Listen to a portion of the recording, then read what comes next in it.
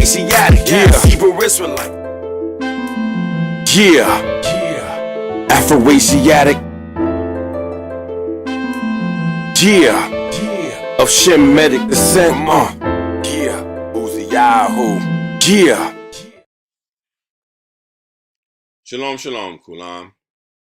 This is Uziyahu Ben Yehuda of Afroasiatic Hebrew, and in this presentation, I'm going to deal with Afroasiatic Shemitic Hebrew nation is building.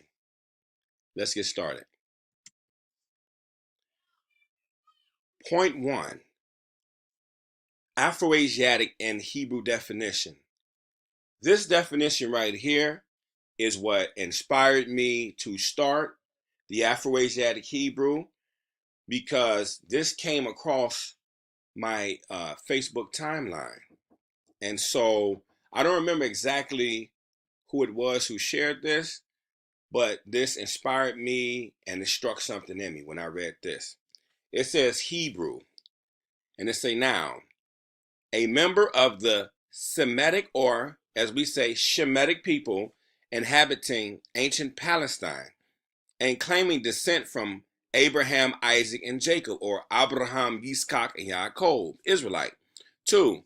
A Semitic or Shemitic language of the Afro-Asiatic family, the language of the ancient Hebrews, now the national language of Israel. And we look up Afro, it's a noun, a thick hairstyle with very tight curls that sticks out all around the head like the natural hair of some black people. Origin 1930s, independent uses of Afro, an abbreviation of African. And here it is in a bigger form so you can see it. So that was the first thing that inspired me, and I think this is very important because there's all these different misnomers and all these different things. I just like to stick with Afroasiatic Hebrew because in the Hebrew definition it has Afroasiatic. It's in the dictionary, so that helps to edify people. It helps to keep it clean, to not be overzealous or over whatever. Just Afroasiatic Hebrew. 2. Point 2. The locations covering the Afroasiatic paradigm. As you can see, this is the world language families, Afroasiatic. If you look, you see that in the red is the area of the Afroasiatic. It's covering what we call the Middle East, the Horn of Africa up to basically East Africa and up north. So north, east, and then east again. So north, East Africa. But I just want to say something. The point where it stops at, that's the Iraq-Iran border.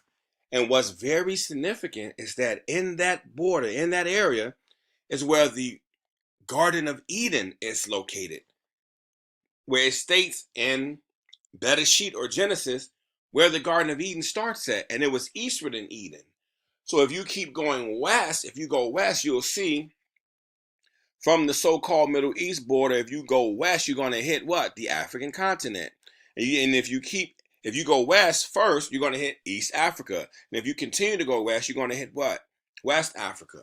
So that's just very, very exciting, very intriguing information, Afroasiatic. And if you look in this area is where most of the contributions of African, Edenic, Afroasiatic contributions in, religion, science, math, culture, language, music, all of that is in this area, Afroasiatic. Very vital, very important to mankind, to civilization, not just Kemet, but also Israel as well.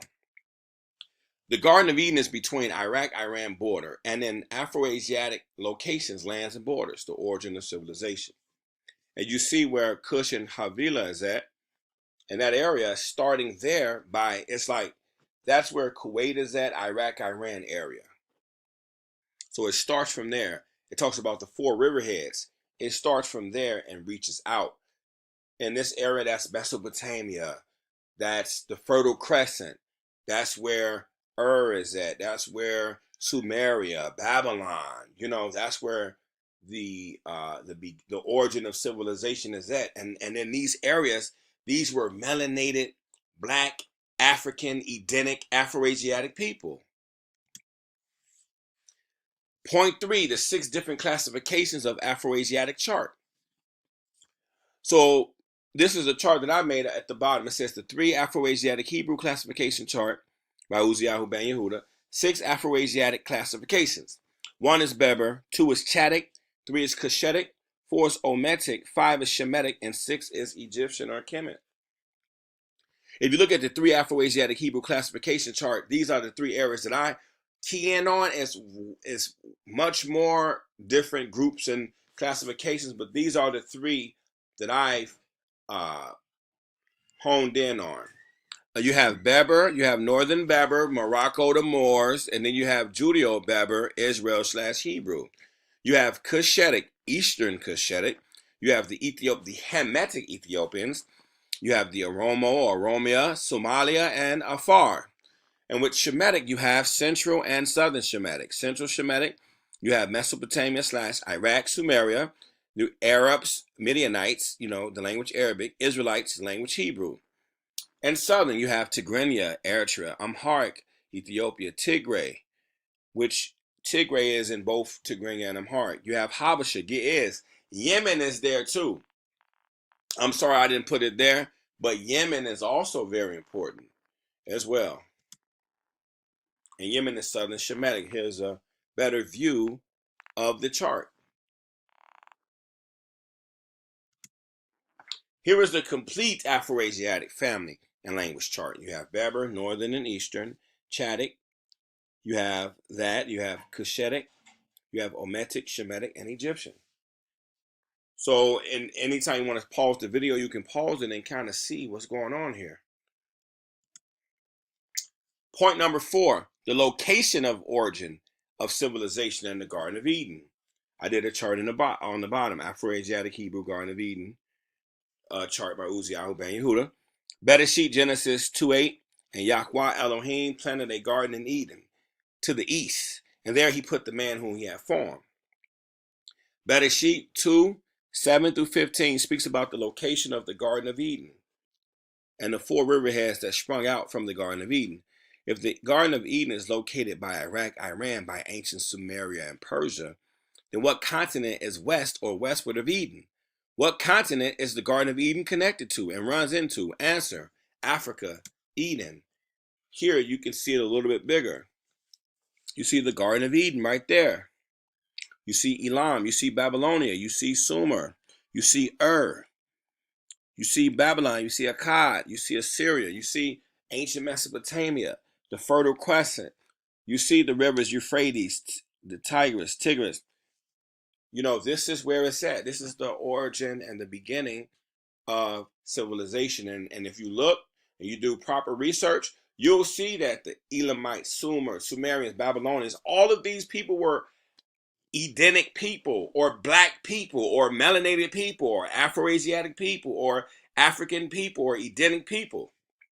Same thing. They were not Europeans. They were not none of that. This is what it's at. This is what it was. So right here, you see Afroasiatic Shemitic Hebrew nation is building.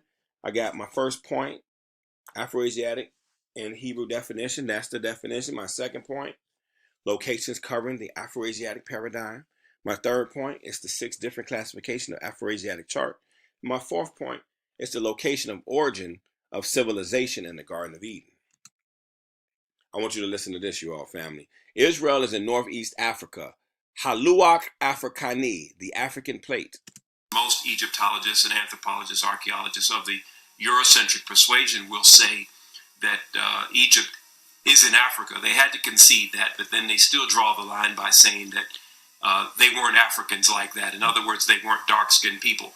And of course, this is all part of the Great Deception. And the reality is that if they give up Egypt, ancient Kemet, if they give that up and say that that was a part of Black Africa, then they will also have to give up Israel. And that's why they draw the line at Egypt, because if they give up Egypt, they've got to give up Israel. Now, we're going to go over here, and I'm going to show you where Israel sits on the African tectonic plate, which means that Israel is Northeast Africa.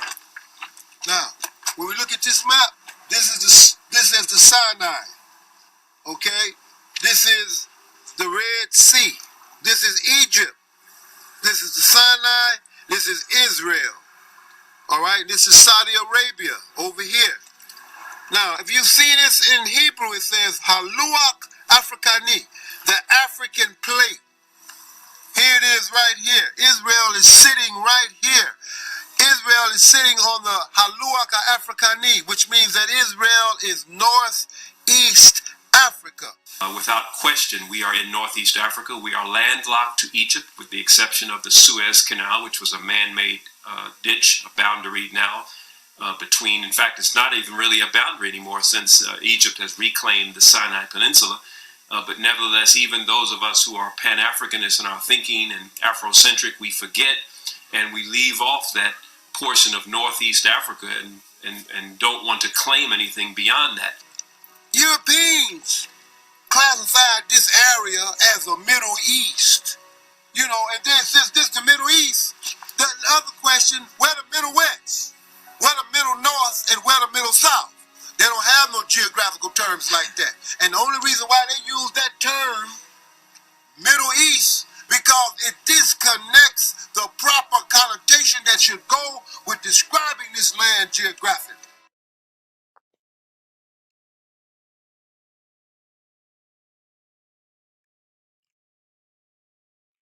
Yes, and I would suggest everyone get this documentary. Very powerful, very good.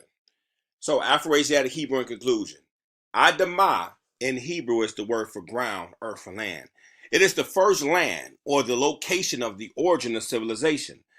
That land or location is Eden, Africa / Middle East / Afroasiatic. The Garden of Eden was located by the Iraq-Iran border in the area of Mesopotamia, Sumer, where the four riverheads proceed out of eastward Eden.